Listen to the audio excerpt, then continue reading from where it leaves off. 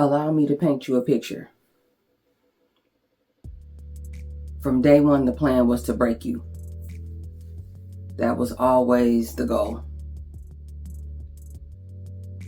So just allow that to sink in. Hold on to that the next time that you want to take their phone call. Keep that with you the next time you consider accepting that Hoover from them. Keep that with you. Hold on to that thought. Understand that to be the truth for when they come back to you and they say, hey, I think we should try to be friends. I think we should stay in each other's lives. We need each other. I think we should continue to be friends. Hold that thought the next time they reach out and they say, you know what? I think we should remain friends. We need to be in each other's lives. The whole plan was to break you. It was never real. It was never about you. It was never about, doing right by you and doing right in your direction. It was about the game.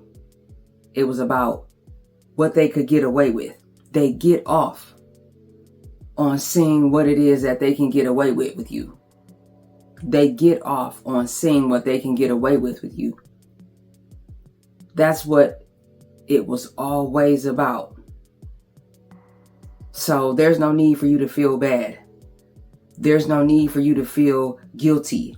There's no need for you to feel remorseful about the healthy distance that you're looking to create around yourself so that you can move on with your life and shake off this bad, toxic, negative energy that's killing your prosperity, that's killing your dreams, that's killing your peace of mind, that's taking your joy from you, that's not allowing you to be the absolute best version of yourself. Get rid of it. Get rid of that guilt, because they're not feeling guilty at all. Stop feeling bad, because they're not feeling bad at all. As a matter of fact, not only is it that they're not feeling bad, they're not even thinking about you. They're not thinking about you at all. Not while they're off doing whatever it is that they're doing. Whatever focus or energy that they do give us, it's disingenuous in the first place. It's not real. It's all for the sole purpose of being able to manipulate and control us. That's what it's about. The game. It's about the game for them. And one thing that we understand about love, relationships, friendships, partnerships, family, whatever the case may be, like whatever we know to be true, it's like two things can be true at once. You can be feeling genuine feelings of love towards someone. You could be feeling genuine feelings of desire and intimacy and a want to be a positive force in someone's life, and they be the complete opposite of that in your direction. We know that can be true. And that has really nothing to do with, toxic or narcissistic relationships. That's just people in general. So since we've already accepted that, we know two things can be true at one time. Accept and digest this as the truth as well, because it is. I'm not telling you what I think. I'm not telling you what I heard. I'm telling you what I know based on my experience. Because as we know, I'm not a psychologist. I'm not a psychiatrist. I'm not a psychoanalyst. I'm not a physician. I'm not a therapist. I'm not a doctor. I'm none of those. I'm just a woman who's made a lot of mistakes. And I was able to grow about it. And I was able to take everything that I went through and use it to my advantage so that I could elevate my life. That's all I am. Is a woman that's made mistakes. There's no judgment here. There's no condemnation. There's no comparison. There's no competition. We're going to grow together. That's what this is. But this is a time for just acceptance. It's important to be able to do that so that you can continue to go forward. But don't waste your time questioning what their end goal was. Don't waste your time questioning what the objective was to them. I cannot tell you the type of supply that they get testing us and pushing us and bending us and looking to break us to figure out how much it is that they can get away with but still have our attention. That's what it is that they want to do. They're going to venture off.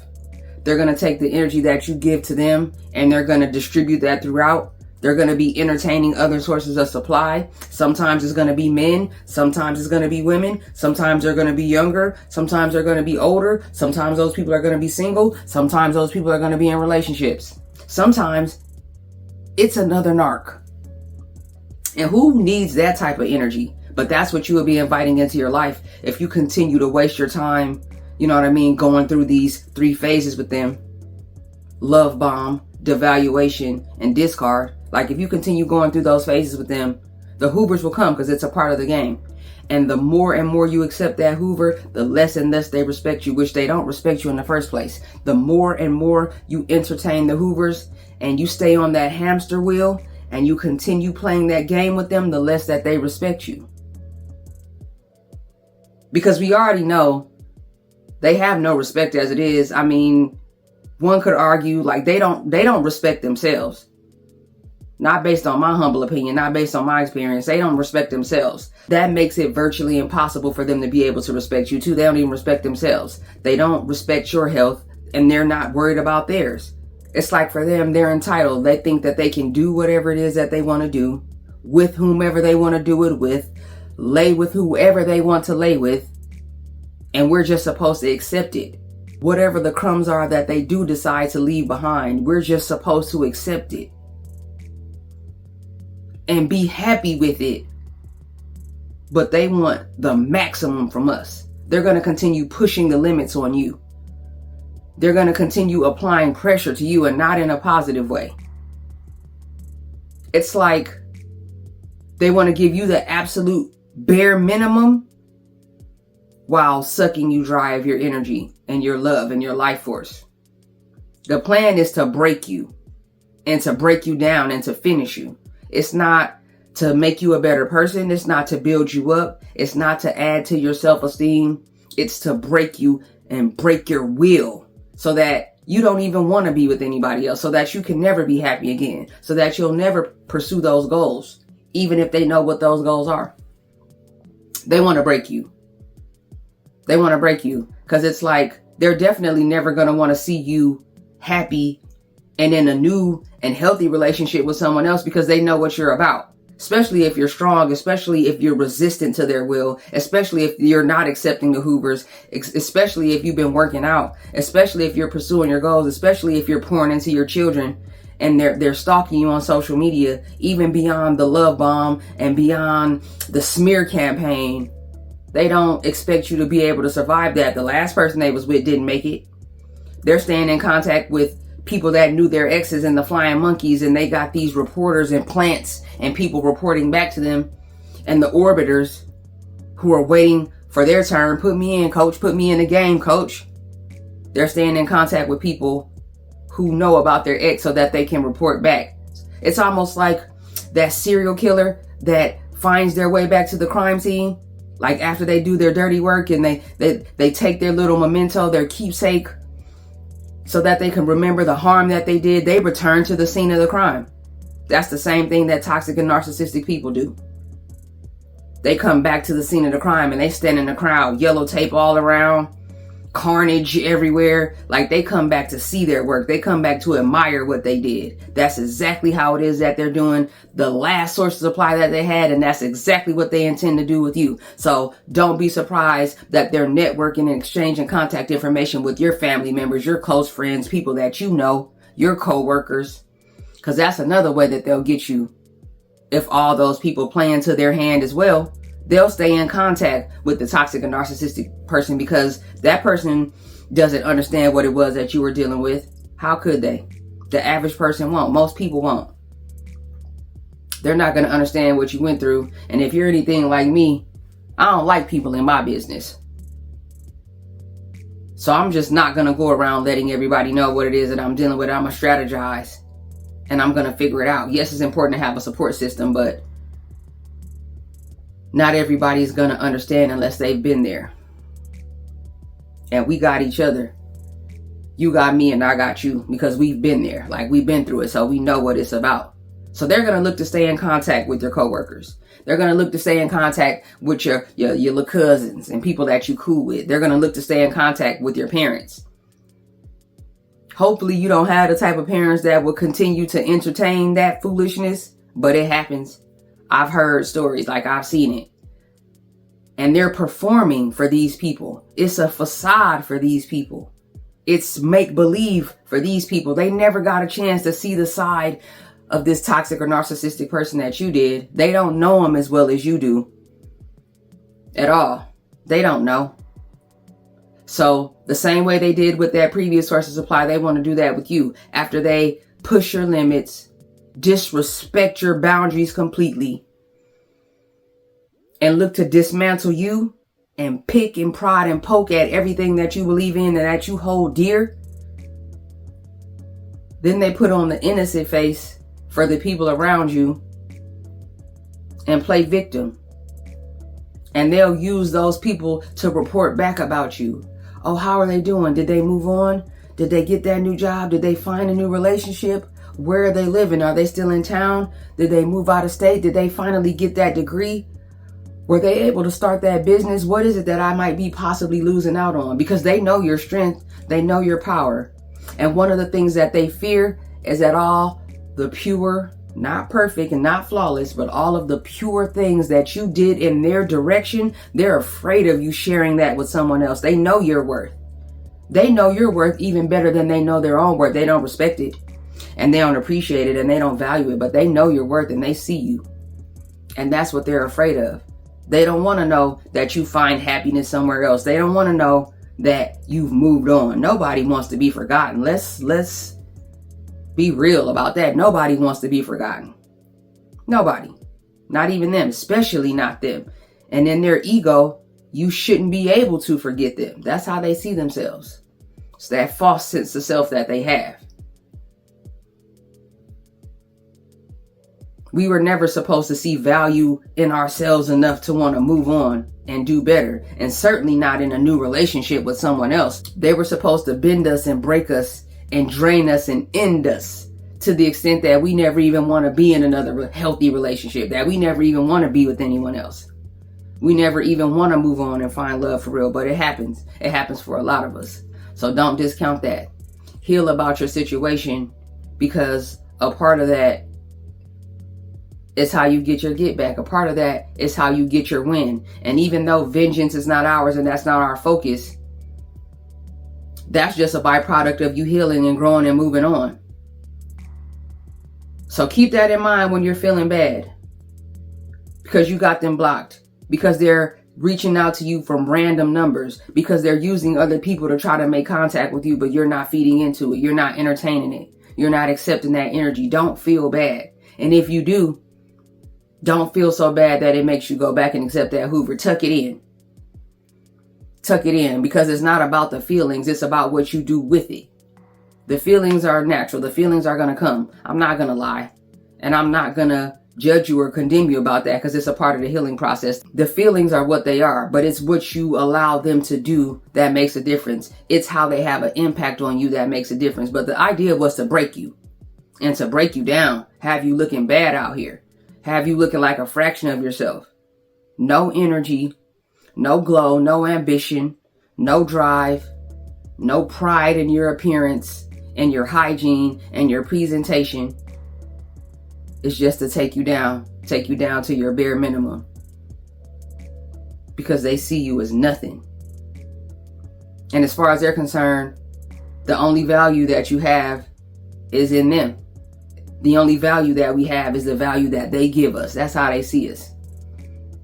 So to combat that, we're going to accept responsibility for the part we had to play. This is how you handle it. This is how you move on. So I'm going to let you know what worked for me and allow me to stay healthy and allow me to not compromise myself or compromise my character because of this specific relationship or connection or friendship or partnership that I find myself in. Because I take responsibility. Like, nobody held a gun to my head and made me do it. It was the facade. It was the false self. It was the love bomb. It was the intoxication of the love bomb. But that isn't real. That's not intimacy. That's not truth. It's not honesty. That's not reciprocity, and it's not respect. So what we do is heal about it, accept responsibility for the part that we had to play, and we create a healthy distance around ourselves and around our lives. That's how we move on. You start with gray rock.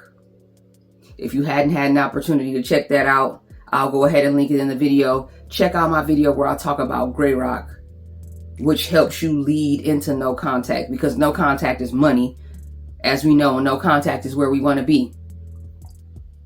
But if you put it into perspective and you really sit to yourself, as I did to help me heal about it, and understand that from day one, the main objective was to break me and break me down and to use me over and over and over again. Use me, throw me away, use me, throw me away, use me. That was the game. But in the meantime, I'm really trying to make sense about this. Like, I'm really trying to figure out what it is that I can do to be a better version of myself for this person. I'm really trying to figure out what it is and why they can never be happy, why they can never rest, why they can never sit still, why they could never lock in and focus on us. And that's because there is no us. There never was a us. They want the honeymoon phase about you and your resources, your money, your funds, your dwelling, your comfort, your pleasure, your resources, your travel, your friend group. They want to be able to show up to your family's home on Thanksgiving, perhaps with the new source of supply, which I know that seems crazy. That triangulation is deep. That triangulation is deep right there, but it happens. Let's say you don't have the best relationship with your family, but they work on that. And that's another thing I want to talk about in this video, how they use the people around you against you sometimes. That's why creating that distance around your life is important. And depending on the connections and the relationships that you have in your life and how deep they are and how true they are, it's not like you're asking people to pick sides, but it's natural. If you go through a toxic and narcissistic situation with someone, you wouldn't expect your friends and family members and business partners or your parents to still be entertaining this person. It's not like you're asking them to choose and saying, hey, because we break up, but it's kind of natural. I don't know. I'm a person of loyalty. That's just how I feel. I don't know. Especially if it's unhealthy. I'm definitely going to feel away if I pull up to Thanksgiving at my parents and I see my toxic and narcissistic ex there with another source of supply, their friend. This is just my friend. That's another video for another day. But the triangulation, but they'll definitely use the people around you, use your resources, use what you introduce them to against you. That's why it's so important to create that island of distance around yourself. And sometimes we'll get in our ego and we'll feel like I should be able to go to my coffee shop. They know exactly how to make my drink. The price is right. It's right in my area. When I go for my little morning walks and my morning jogs, it's on the route I like to take. Why do I have to not go to my coffee shop? It's because they know that about you. That restaurant that you like to go to that has that dish.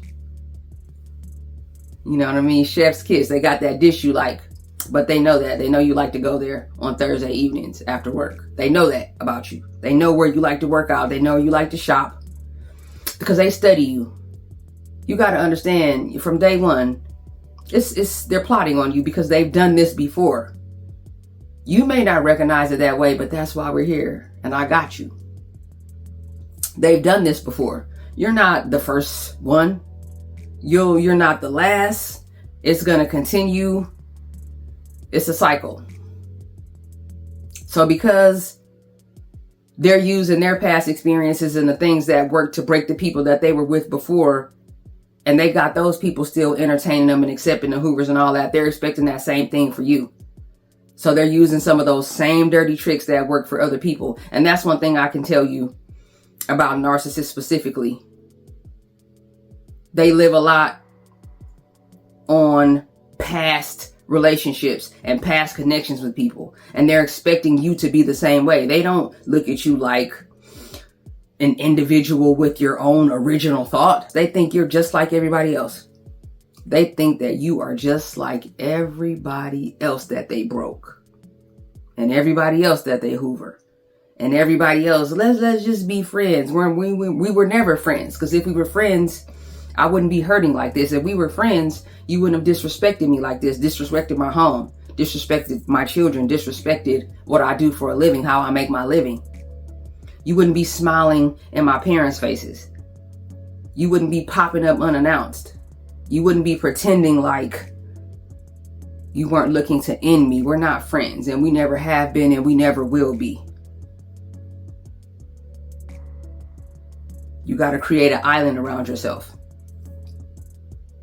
Go through the paces. Get that rumination off of you.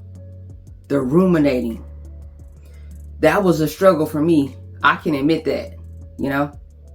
I'm healed and in a place where I can talk about that. The rumination for me was killer because I'm a strategist and I'm an analyst and I'm a problem solver and I accept the challenges of life and I understand living life on life's terms, but also looking for the situations where I can do better and where I can grow as a person. I like puzzles. I always have. I like puzzles. I like solving problems. I like being there for people. I like helping other people. So rumination was killer for me because I found myself trying to figure out where it was that I went wrong. But what I came to realize was because the objective was always to break me there, it was never going to work. It took me a while to get there. You know what I mean? But I definitely did, you know, just through healing and just through time and space and loving on myself and working on myself and giving myself grace. I came to realize that, and also just the resources that were available and me being able to educate myself on toxic and narcissistic people and how they operate and learning how they think without becoming them. I came to realize that it was never a game that I was going to win, and it wasn't a problem that I could solve because of the toxin behind it, because of the negativity behind it, because of the bad energy behind it. But I ruminated a lot, lost a lot of sleep, lost a lot of rest.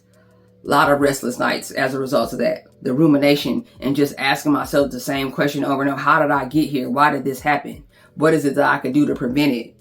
Why could I not get this person to see value in me? Why did they not see my greatness? Why didn't they know that I really cared about them? Why did they not see that I was really being loyal to them? That doesn't matter. It kind of blew my mind when I figured out they don't even really care if you're seeing other people. As long as you're putting them on a pedestal and you come running whenever they call, they don't even care what else you're doing because they're not invested in you. So they don't care. It doesn't bother them to think that you're interacting with someone else the same way it bothers you, bothers me, bothers us to know that they're interacting with other people. It doesn't have the same effect on them as long as they know that you're prioritizing them and that whenever they test the theory, and they hoover, reach out, call, text, we come running. As long as we come running every time, it's fine. So that's how you know. Think about it. Think about situations like they're not pressed. They look at you like a possession though. You know what I mean? It's more a possessiveness that they have about us than they do a jealousy. Because they throw stones and hide their hands too. They know what they're doing. Sometimes that makes them a little crazy, you know, because they know what they're doing. Sometimes they kind of project that onto us. It's psychological. It's very deep. So it's like, in a sense, they feel a sort of possessiveness about us, but they're not really jealous in the sense that they're worried about us caring about somebody. They don't really care about that. As long as they continue to use us, especially while they're entertaining another source of supply. Because one thing that I know for sure is, once you go through those cycles with them, you'll never be new again. So you're not that new and shiny supply toy anymore.